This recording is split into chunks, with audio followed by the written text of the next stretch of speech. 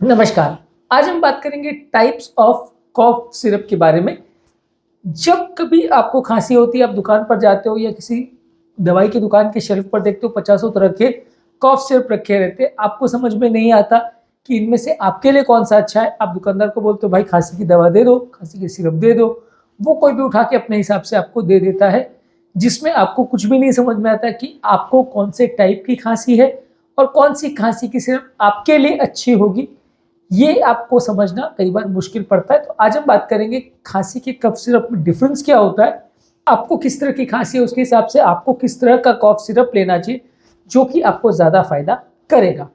Topic पर जाने से पहले जो लोग हमारे चैनल पर नए हैं उन्हें रिक्वेस्ट करूंगा कि चैनल को सब्सक्राइब करें, वीडियोस को लाइक और शेयर करें। सबसे पहला खांसी का टाइप है कफ सप्रेसेंट। यदि आपको सूखी खांसी है तो ये आपके लिए सबसे बेस्ट है, जिसमें कफ नहीं आ रहा है, बलगम नहीं आ रहा।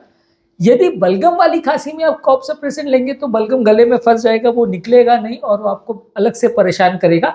लेकिन यदि आपको सिर्फ सूखी खांसी आ रही है और आपको उसको सप्रेस करना है, वो आपको परेशान कर रही है, बलगम नहीं आ रहा है, तो आप कफ सप्रेसेंट लेते हैं।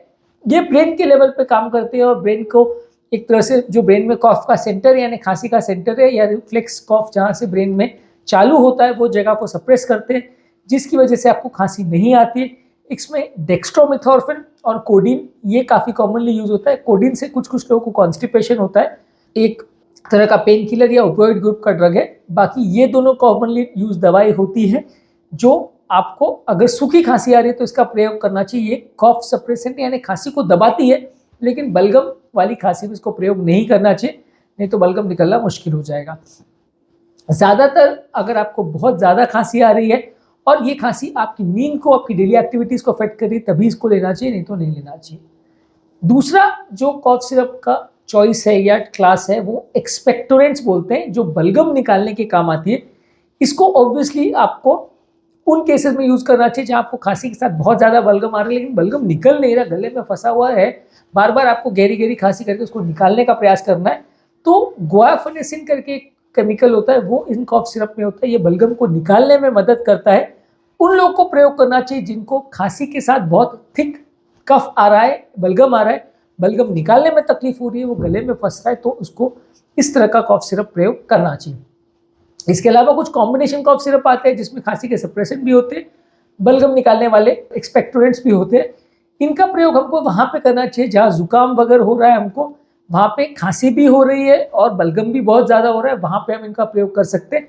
इसमें कफ सप्रेसेंट भी होता है और बलगम निकालने वाला एक्सपेक्टोरेंट भी होता है। इसको हम जुकाम के केसेस में या सिंपल सर्दी वाले केसेस में यूज कर सकते हैं। इसके अलावा एक और कैटेगरी आती है जिसमें डीकंजेस्टेंट्स होते हैं। डीकंजेस्टेंट्स हमें वहां प्रयोग करने चाहिए जहां नेजल कैविटी यानी नासिकाएं में कंजेशन हो गया है कफ की वजह से या सिक्रीशंस की वजह से। वहां पे आपको सांस लेने में भी तकलीफ आ रही, कंजेशन हो गया है, वहां पे आपको हवा अंदर नहीं जा पा रही है, सांस लेने में आपको डिफिकल्टी हो रही है। वैसे केसेस में, जुकाम के केस में काफी देखने को मिलता है, वहां पे आप डीकंजेस्टेंट वाले कॉफ सिरप लेते हैं। इसमें सूडोएफेड्रिन या फिनाइलएफ्रिन होता है जो कि सिक्रीशंस को, नासिकाओं में जो सिक्रीशंस होता है उसको कम करते हैं। इसको हम बाकी कॉफ सिरप के साथ भी ले सकते हैं। ये हमें वहां पे लेना चाहिए जहां पे नाकों में बहुत ज्यादा सिक्रीशंस आ रहा है, कंट्रोल नहीं हो रहा और आपको उसकी वजह से अगर श्वास में तकलीफ हो रही है तो, या नोज में स्टफी सेंसेशन कुछ भरा हुआ जैसा महसूस हो रहा है, तो इनका प्रयोग हमें करना चाहिए।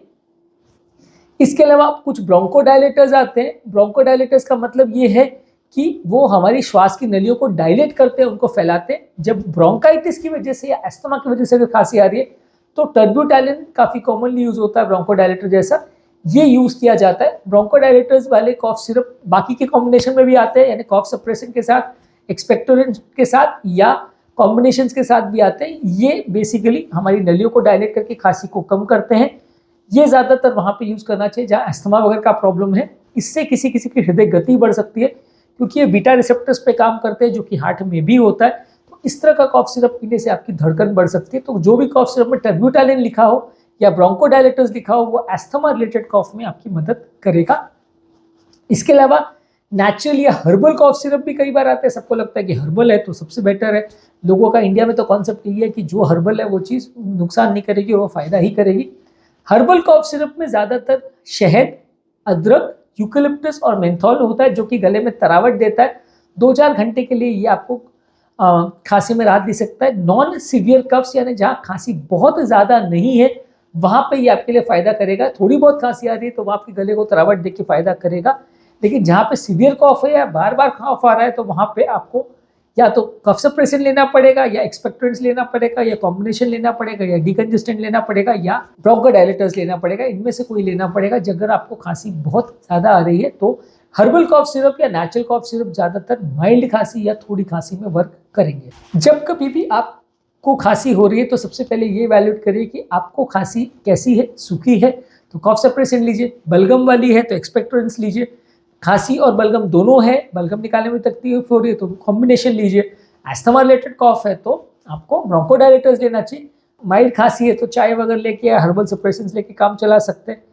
तो इस तरह से आपको डिफ्रेंशिएट करना पड़ेगा कि आपको किस कफ सिरप की रिक्वायरमेंट है। ज़्यादातर जिस तरह का खांसी है उसके हिसाब से डिसाइड होगा कि आपको कौन से चीज़ों का ज़रूरत है। ज़्यादातर ये over the counter medicine available है किसी भी दुकान में, और इसमें ज़्यादातर बहुत साइड इफेक्ट नहीं होता, एक्सेप्ट छोटे छोटे बच्चों को, क्योंकि छोटे छोटे बच्चों को कई बार ये केमिकल्स थोड़ा नुकसान कर सकते हैं। तो बच्चों को कफ सिरप देने से पहले एक बार डॉक्टर से पूछ लेना, उनका अप्रोप्रिएट डोज पूछ लेना ज़रूरी होता है। ज़्यादा डोज में लेने से भी नुकसान करते हैं।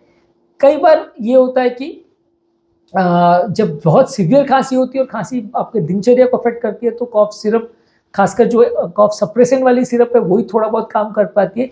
नहीं तो कई बार भाप लेके या इंजेक्शन लेके या एंटीबायोटिक्स लेके उसको कम करना पड़ता है, बीमारी को ठीक करके उसको कम करना पड़ता है। कफ सिरप थोड़े घंटे के लिए आपको ज़्यादातर रिलीफ दे सकती है, लेकिन लंबे समय तक बहुत अच्छा रिलीफ अगर आप इनसे एक्सपेक्ट करेंगे तो मुश्किल है। ज़्यादातर कफ सिरप को दिन भर में 4 से 6 बार आपको लेना पड़ता है। कई बार इनका टेस्ट अच्छा होता है, कई बार टेस्ट खराब होता है, बहुत कड़वे भी होते हैं, कई बार इसमें शुगर ज़्यादा होता है, कई बार डायबिटिक पेशेंट्स के लिए भी नुकसानदायक होता है। इसलिए ये बहुत सारे कफ सिरप को बहुत ज़्यादा मात्रा में नहीं लेना चाहिए। अगर आपको थोड़ा बहुत कफ आ रहा है, उसको सप्रेस करना है और कारण बहुत ज़्यादा नहीं है, कोई इन्फेक्शन या सीवियर प्रॉब्लम नहीं है, तो आप टाइम बिंग इसको कम करने के लिए यूज़ कर सकते हैं, पर ये बीमारी का इलाज नहीं है। अगर निमोनिया रिलेटेड आपको खांसी हो रही है तो डेफिनेटली आपको एंटीबायोटिक्स लेना पड़ेगा, वो उसमें वर्क नहीं करेगा। एस्थमा रिलेटेड खांसी आ रही है तो थोड़ा बहुत ब्रोंकोडायलेटर आप ले भी लोगे तो भी ज़्यादा फायदा नहीं करेगा। तो अगर बीमारी सीवियर है तो वो इसमें कफ सप्रेसेंट्स काम नहीं करेगा। अगर हार्ट फेलियर रिलेटेड कफ है तो बिल्कुल कोई कफ सिरप काम नहीं करेगा। लंग्स का पानी जो भर गया उसको निकालना पड़ेगा, नहीं तो कोई राहत नहीं मिलेगी। तो इसलिए इस चीज़ को समझना जरूरी है कि कफ सप्रेसेंट हर खांसी में काम करते हैं ऐसा ज़रूरी नहीं है। स्पेसिफिक अगर प्रॉब्लम है और आपने उसको अप्रोप्रिएटली पकड़ लिया, उसमें यूज़ किया, तो आपको ज़्यादा फायदा मिलेगा। उम्मीद करूँगा कि आज के टॉपिक में आपको कुछ नया जानने को मिला होगा, कुछ सीखने को मिला होगा। जो लोग हमारे चैनल पर नए हैं उन्हें रिक्वेस्ट करूँगा कि चैनल को सब्सक्राइब करें, वीडियोज़ को लाइक और शेयर करें ताकि ये ज़्यादा से ज़्यादा लोगों तक पहुँच सके।